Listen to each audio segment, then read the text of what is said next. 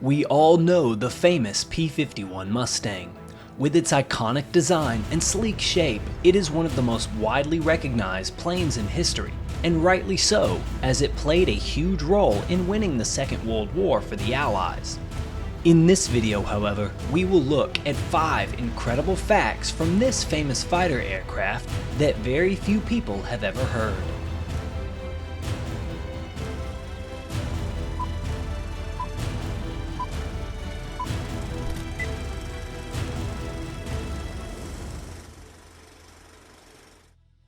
At the time it was invented, the P-51 Mustang was the peak of innovation. Today, something else on the cutting edge of innovation is actually the sponsor of this video, Exter.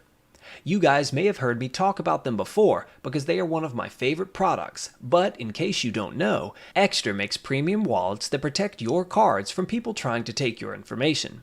In addition, they look fantastic and are actually a lot more practical than traditional wallets. They sent me a few to try out, and I cannot tell you how much I'm already loving it. It is a great feature that fans out your cards at the press of a button, so there is never any more digging to find the right one. And probably best of all, they have an additional option for a tracker card that fits snugly into your wallet and basically makes it unlosable. By syncing it to your phone, you can always know where your wallet is and even ring it if you can't find it. So if you want to check out these awesome wallets from Exter and support TJ3 History at the same time, go to the link in the description today and grab one for yourself. Thanks again to Exter, and without further ado, enjoy. The Battle of Iwo Jima was one of the bloodiest of World War II. In just over a month, as the United States Marines attempted to take this small island in the Pacific, they would take more than 27,000 total casualties. The stories from this horrific battle have been passed down as some of the most widely told of the entire war. But one thing that many people do not know is that one of the primary reasons for the Battle of Iwo Jima taking place was actually the P-51 Mustang. That is correct. In 1945, as the US Army Air Force pushed in on Japan, they had just begun strategic bombing of the Japanese mainland using the new B-29 long-range bomber. Early in 1945, our B-29s began full-scale operations against Japan. 1,500 miles to targets, and 1,500 miles back, from bases at Saipan, Tinian, and Guam. These bombing raids were effective, but the US commanders wanted them to have fighter escort from the P-51 Mustang. Because of their shorter range, however, the Mustangs needed a closer base to launch from. Thus, the idea of taking Iwo Jima was formed. Although this plan seemed to make sense in theory, it turned out to be a useless objective. The airbase on Iwo Jima would be used for less than 10 total missions, as the need for fighter escort quickly went away as bombing raids were shifted to nighttime. Thus, in the end, it served no real strategic purpose in the outcome of the war, and unfortunately, the United States lost more than 6,000 men attempting to take it. Historians would thus assign this battle as the title of one of the most costly yet least valuable of the entire war. Moving on, here is a question. What comes to mind when you hear the call sign Red Leader? For many people, it actually brings up memories of the famous X-Wing fighters from the Rebel Alliance in Star Wars.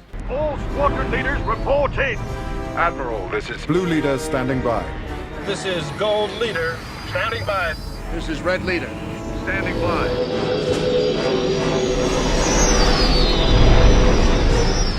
The Star Wars franchise actually used a great deal of inspiration from the Second World War, especially in the original trilogy, from the Imperial uniforms to the very structure of the plot.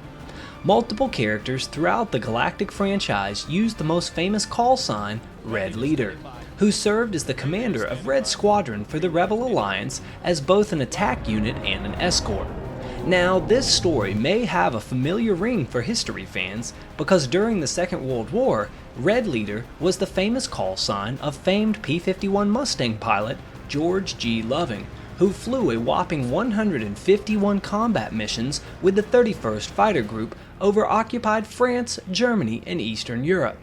He rose through the ranks of the United States Army Air Force and established an incredible career as an ace pilot, shooting down some of the Luftwaffe's top pilots and taking on some of the most challenging missions of the war. Loving would write about his success in his autobiography Woodbine Red Leader, a P-51 Mustang ace in the Mediterranean theater, which entailed his exploits during the war. Because of this, he would eventually go on to be the primary inspiration for the famous call sign in the Star Wars franchise. Next, we will look at the last time a P-51 Mustang was ever used in combat, the 1969 Soccer War. This conflict would be fought between El Salvador and Honduras. Even though there were many underlying nationalist and political issues at play as well, part of the reason for the fighting was indeed because of a soccer game. Neither side was really prepared for war, but El Salvador felt completely unready, hiring American pilots to help train their air force.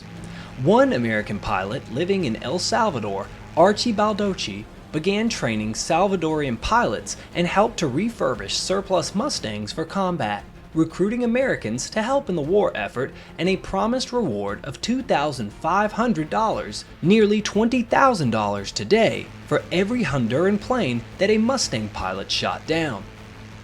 On July 14th, 31 Salvadorian aircraft were fit to fly and sent out to bomb Honduran targets. This war would last just a few days before a ceasefire was called.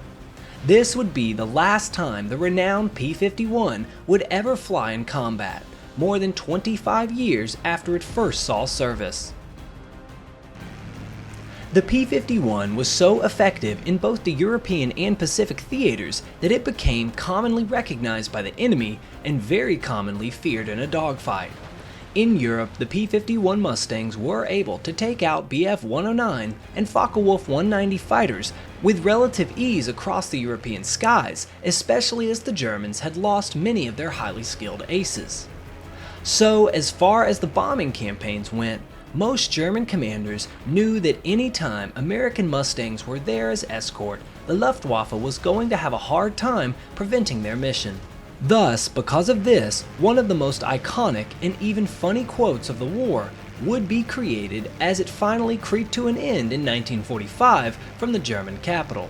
As the Luftwaffe Reichsmarschall Hermann Goering looked to the sky, the rumbling of American and British bombers could be heard overhead flying to decimate the beloved final city of Nazi Germany. It is said that here Hermann Goering famously remarked, "When I saw the Mustangs over Berlin, I knew the jig was up." Just as he expected, Germany would surrender to the Allies in May of 1945 after the sequential frequent bombings of Berlin and the surrounding areas.